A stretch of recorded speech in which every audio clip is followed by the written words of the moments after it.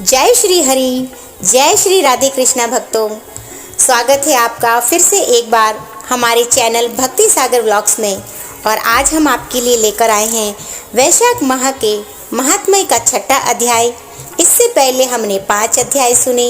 उन अध्यायों में हमने जाना छतरी, खड़ऊ और जल का दान, अन्न का दान, भगवान विष्णु द्वारा सृष्टि की रचना। और इस अध्याय में हम जानेंगे छिपकली के उद्धार की एक कथा, जिसको सुनने मात्र से वैशाख स्नान का फल प्राप्त होता है।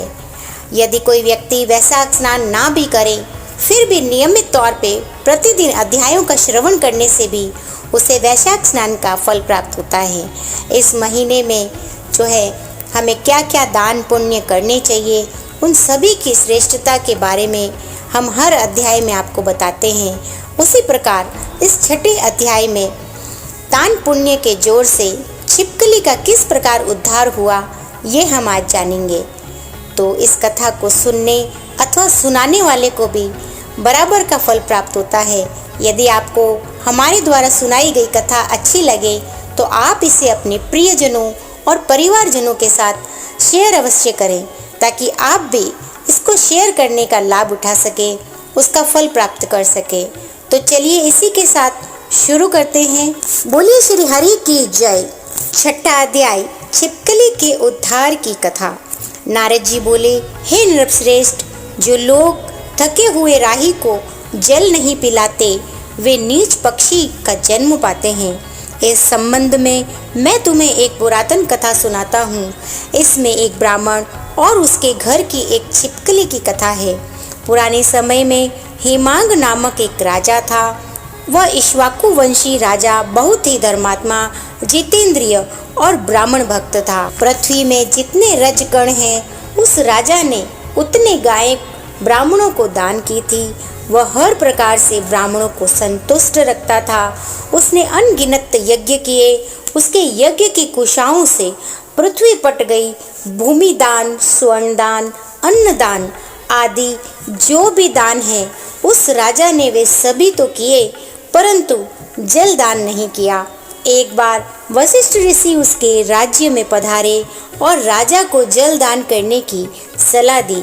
तब स्वयं को अधिक चतुर समझने वाला राजा इस प्रकार बोला, हे ऋषि श्रेष्ठ, पृथ्वी पर जो वस्तु बिना मूल्य के सबको प्राप्त है, उसका दान करने से क्या फल मिलेगा?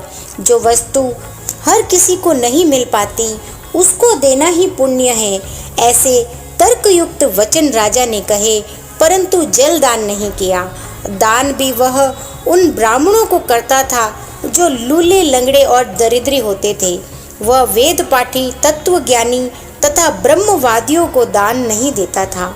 उसका कथन था कि प्रसिद्ध ब्राह्मणों को तो सभी दान देते हैं, किंतु ये अपाहिज, दरिद्री, जीविका विहीन विचारे हर प्रकार की वस्तु के अभाव में दुख भोगते हैं, सो मेरा दान तो इन्हीं के निमित्त है।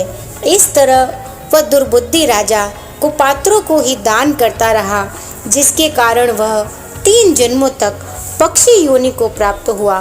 फिर एक जन्म में गिद्ध और 7 जन्मों में कुक्कर बना। तत्पश्चात उसे छिपकली का जन्म मिला। छिपकली की योनि को प्राप्त कर वह राजा मिथिलापुरी के राजा श्रुतिकीर्ति के महल के दरवाजे की चौखट पर 87 वर्ष तक कीड़े खाता हुआ रहा।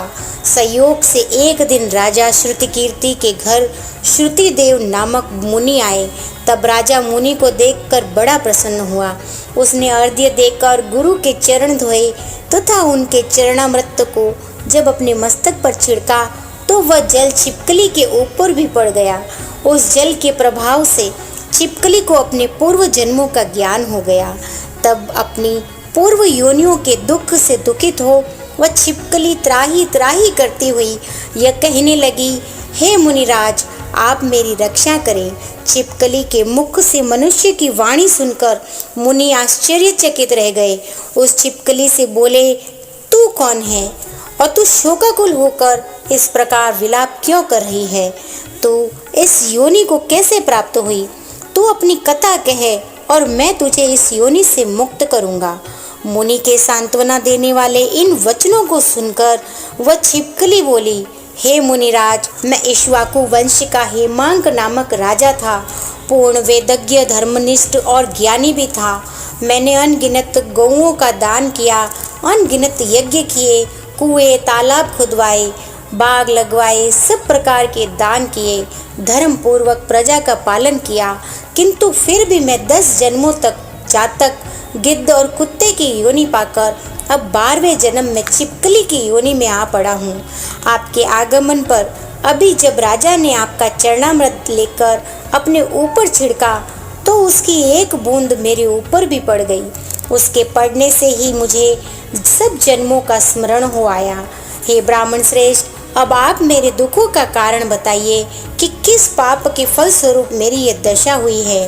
छिपकली का वृत्तांत सुनकर मुनि ने या ज्ञान नेत्रों से उसके पूर्व जन्मों पर दृष्टि डाली और सब कुछ जान लेने के बाद इस प्रकार कहना शुरू किया, हे छिपकली, मैं तेरी इस दशा का कारण बताता हूँ।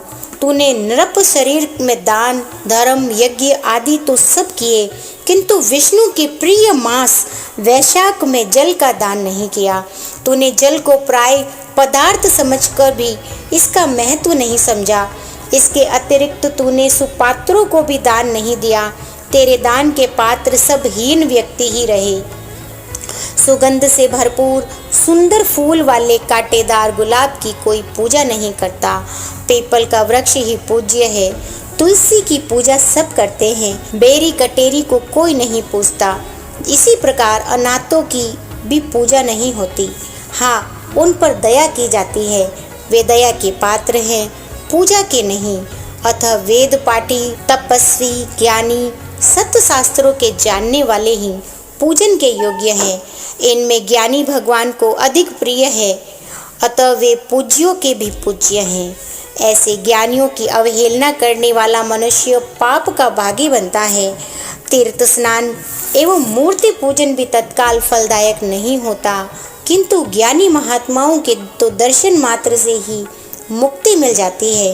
हे इक्ष्वाकु वंशज, तूने जो यह दोनों ही कर्म त्यागे हैं, अर्थात न तो जलदान किया, न ज्ञानी महात्माओं तथा वेद पाठियों का आदर ही किया, इसी कारण तो इस दुर्दशा को प्राप्त हुआ है।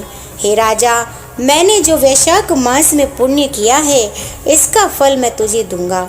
यह कह मुनिवर ने जल हाथ में ले अपने पुण्यों के फल का संकल्प करते हुए उस छिपकली पर छिड़क दिया। उस जल के प्रभाव से राजा ने छिपकली की देह त्याग कर सब पापों से मुक्त हो दिव्य शरीर प्राप्त किया। फिर सबके देखते देखते उसके लिए आकाश से विमान भी आ गया। तब वह राजा मुनि के हाथ जोड़ परिक्रमा कर आज्ञा ले विमान में चढ़ गया। जब विमान स्वर्ग को चला तब देवता स्तुति करके उस पर फूलों की वर्षा करने लगे। फिर स्वर्ग से 10,000 वर्षों तक समस्त सुखों का भोग करने के बाद वह इक्ष्वाकु वंश में राजा काकुस्थ के नाम से उत्पन्न हुआ। वह राजा 7 द्वीपों पर राज्य करता था। वह पुनः बड़ा ब्राह्मण भक्त, साधु वेदी, साधु सेवी और परमार्थ ज्ञानी भी बना। वह न्याय पूर्वक राज्य करता था। एक दिन वशिष्ठ मुनि उसके राज्य में आए। उन्होंने उसे वैशाख मास के समस्त धर्म कर्म भी बतलाए। तब राजा ने मुनि के बताए हुए अनुसार सभी कृत्य किए, सब पापों से छुटकारा पा विष्णु के सायुज्य की मुक्ति प्राप्त की। यह वैशाख मास सब फलों को देने वाला है।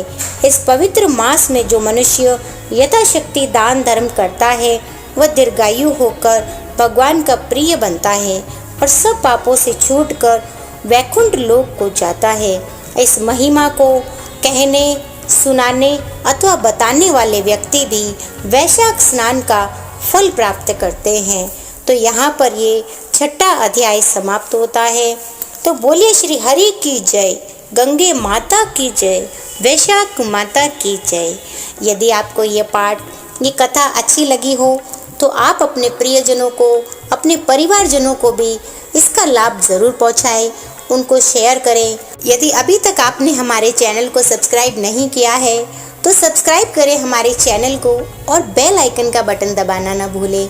इसी प्रकार की धार्मिक जानकारियों का नोटिफिकेशन सबसे पहले आप तक आ सके। तो चलिए इसी के साथ मिलते हैं हमारे अगले वीडियो में। तब तक के लिए आपका दिन शुभ और मंगलमय रहे, इसी कामना के साथ जय श्री कृष्णा। हर हर गंगे, जय श्री हरि भक्तों।